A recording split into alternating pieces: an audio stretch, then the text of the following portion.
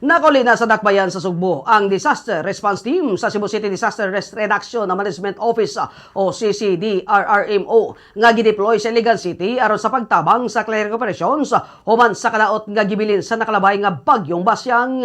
Sumala pa sa eksklusibo nga pagkikitabi sa Bombo Radyo Cebu News Team kang Ferl Jan Pacaldo, ang Operations Response Head ni Sa City Disaster Reduction Management Office nga kagahapong adlawng Huwebes, Pebrero 13 o Pebrero 12 kaya nagmobilize na sila sa mokarang tanan nga mga active nga mga assets ingon man ang di on board sa sakay o sakayang pangdagat pabalik na sa Cebu City.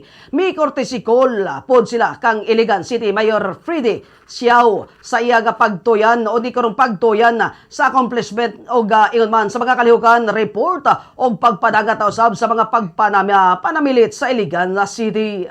Ang sa ato karon nga gibuhat is nag-onboarding na ta paingon sa Cebu. Kundi nag-demobilize kami sa Iligan. As of 8 in the morning, ni courtesy exit namin ni Mayor Freddy Siao, isip simbolo sa atong pagrespeto o sa pag-illegalize.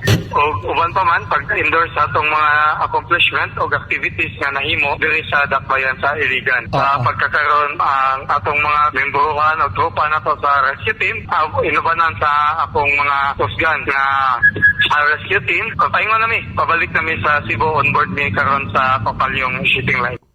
Si Ferl Jan Pacaldo, ang Operation Response Head sa Cebu City Disaster Reduction Management Office.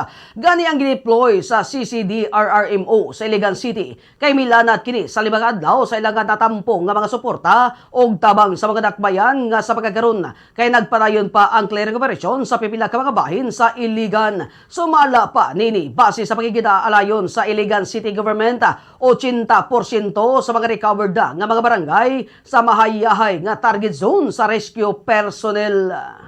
Sukad sa mong pagkarin, naabot mong gid diri atong Lunes. So, ma-assess gid ako nga almost more 4 to 5 days. Ang situation ko sa Ligan, they are still doing the clearing. At the same time, nagsige paghihapon sila o declogging sa mga kanal, no? O ingon man sa pagtabang o pag-abot sa mga lugar sa dakbayan nga apektado sa mga. Sa akong pagpainabi ni Mayor Freddy Siao, uban sa yung post, no, na ingon gid siya 80% recovered na si Barangay Maya ay kundi mo itong target zone sa itong operation na clearing and aiding sa Barangay Maya ay Iligan.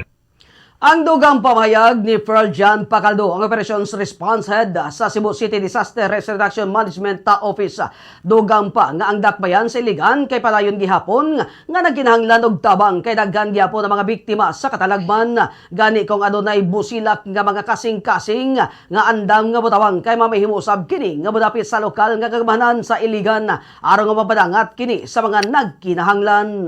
Sige kana sa atong mga kaigsuon subuan nagkinahanglan gyapon magtabang ang Iligan nun, uban man sa inyong pagampo na unta mabuligan pa sila kay daghan gyapon ang biktima diri sa agi sa tropical storm Basyang. O giyawag na kontanan sa pagtinabangay o coordinate with LGU sa Iligan kung namoy mga donation.